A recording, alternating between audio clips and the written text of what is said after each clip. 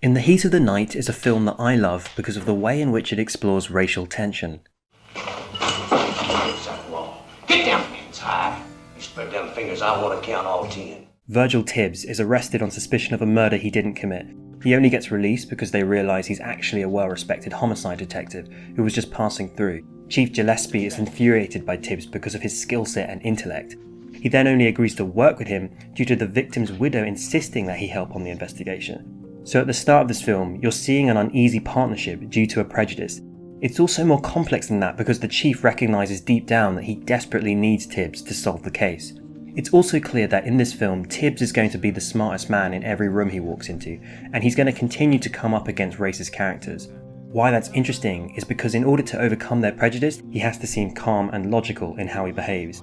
So later on in the movie, when Tibbs and Gillespie are interviewing a potential suspect, Tibbs is really put to the test. He's convinced that this man has something to do with the murder, but what's frustrating is just how overtly racist this guy is.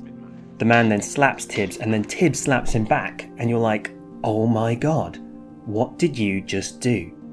For the next section of the movie, Tibbs is constantly on the back foot trying to escape angry mobs and having to convince the police to keep him on the case. There's a scene where Gillespie shoos away one of these mobs that's cornering Tibbs, but he's not doing it out of kindness. He just doesn't want the paperwork over Tibbs' death, nor does he want this to boil into a national incident. He then has to offer Tibbs shelter just to allow him to keep a low profile. That's when they have their heart-to-heart and start to understand each other. So by the end of the movie, once the case is closed and Tibbs and Gillespie part ways, there's an extraordinary tension in their goodbye. Gillespie sincerely wishes him all the best, and Tibbs finds this so unexpected.